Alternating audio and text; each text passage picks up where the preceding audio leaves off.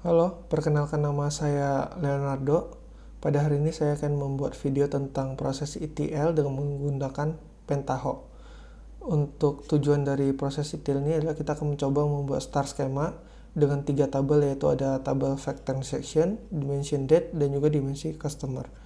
Untuk datanya sendiri akan menggunakan data yang saya buat, yaitu ini untuk data transaction-nya, dan juga ini untuk data customer-nya. Langsung aja kita coba buat dimensi customer yang pertama. Kita buka Pentaho, kita create new transformation. Terus karena file kita berformat CSV, kita pilih CSV file input sebagai untuk memasukkan datanya. Di sini ada file name, ini isinya adalah lokasi di mana file CSV berada. Langsung aja pilih yang customer CSV karena ini untuk dimensi customer. Delimiternya itu titik koma sesuai dengan delimiter masing-masing. Terus kita langsung coba get field. Nah, kalau udah seperti ini berarti fieldnya udah berhasil didapatkan. Untuk formatnya ini bisa disesuaikan dengan kebutuhan masing-masing. Kalau saya ingin mengubah font ini yang sebelumnya integer menjadi string dan hapus formatnya. Oke, kalau misalkan udah, kita langsung preview. Kalau misalkan udah seperti ini, artinya datanya sudah berhasil dibaca. Kita close, lalu tekan OK. Selanjutnya kita akan bikin tabel dimensinya menggunakan dimension lookup. Kita koneksikan dari CSV file input ke dimension lookup terlebih dahulu. Selanjutnya kita akan melakukan setting terhadap dimension lookupnya. Untuk connectionnya kita akan membuat sebuah koneksi baru dengan menggunakan H2 sebagai database-nya. Host name-nya kita buat localhost, database-nya H2DB, port number 9092, username SA. Untuk connection name-nya kita buat namanya H2 connection. Kita tes apakah berhasil. Kalau misalkan sukses, artinya koneksi berhasil dibuat. Kita tekan OK. Selanjutnya kita akan setting target skemanya. Kita akan gunakan skema yang public. Untuk target tabelnya ini adalah nama dari tabel dimensinya, yaitu dimensi customer. Selanjutnya untuk key-nya itu, karena customer ID itu adalah primary key dari dimensi customer, kita pilih customer ID. Ini juga customer ID. Selanjutnya field ini bisa didapatkan dengan menekan tombol get field yang ada di bawah.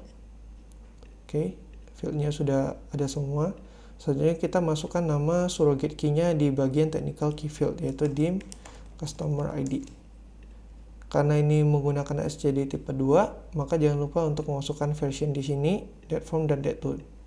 Dan karena tabel dimensi customer sebelumnya belum ada, maka kita harus membuat tabel tersebut terlebih dahulu dengan menekan tombol SQL. Terus kita tekan execute. Kalau ini sudah berhasil di execute, terus kita tekan OK. Selanjutnya kita save terlebih dahulu transformation-nya. Oke, selanjutnya kita run.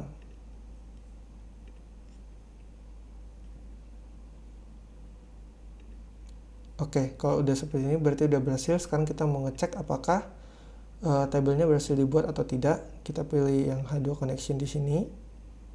Terus kita ke table dan juga kita cek ini dimensi customer, kita preview. Oke, kalau udah seperti ini artinya datanya sudah berhasil dimasukkan.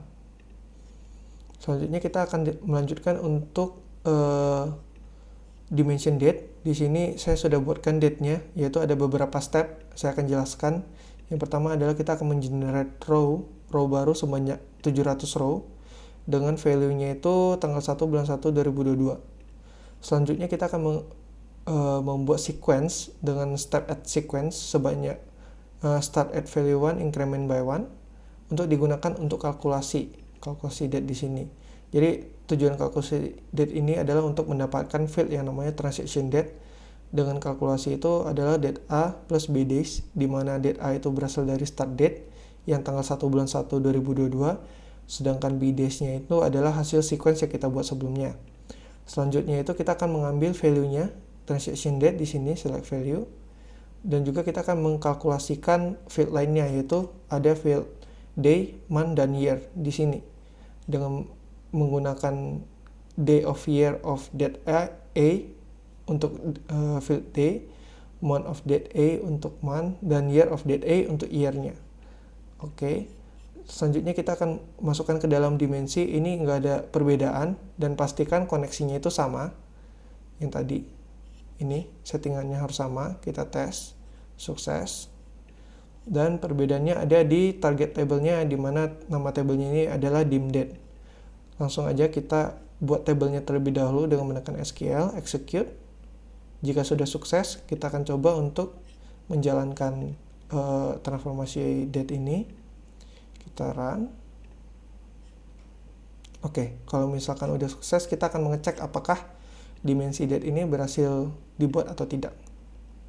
Kita pilih H2 connection seperti biasa, terus kita klik tabelnya, ini ada dimension date.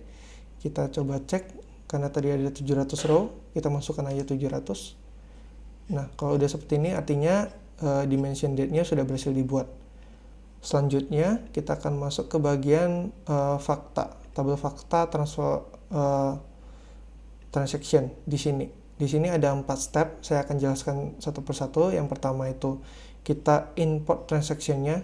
Di sini file name-nya itu adalah path, lokasi di mana CSV transaction berada. Ini untuk field-nya. Kalau misal kita coba preview terlebih dahulu. Oke, kalau udah seperti ini berarti sudah berhasil terbaca. Oke.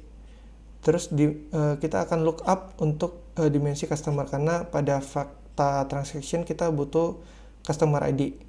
Maka dari itu kita akan look up ke connection yang sebelumnya, H2 connection. Skemanya public, kita target table-nya adalah dimensi customer, di mana di sana kita akan mengambil key yang bernama customer ID, tapi field-nya itu kita kosong karena kita cuma butuh key-nya aja di sini. Dan juga untuk update the dimension kita nggak centang, sebelumnya dicentang karena kita nggak melakukan update apa-apa pada dimensi ini. Kalau udah, kita langsung tekan OK. Begitu juga dengan dimension date, kita ambil transaction date-nya sebagai primary key-nya. Terus kita tekan OK. Nah, selanjutnya untuk output fakta transaction kita gunakan output table di sini, table output. Kita melakukan setting terhadap koneksinya, yaitu H2 connection sama seperti yang sebelumnya. Dan target table-nya ini adalah fact transaction.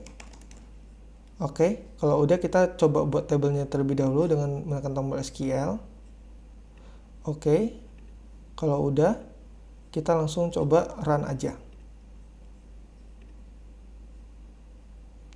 Oke, sudah sukses.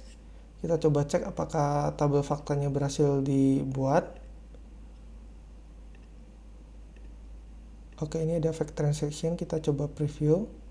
Nah, seperti ini hasil akhirnya. Jadi, sekian video yang saya buat pada hari ini.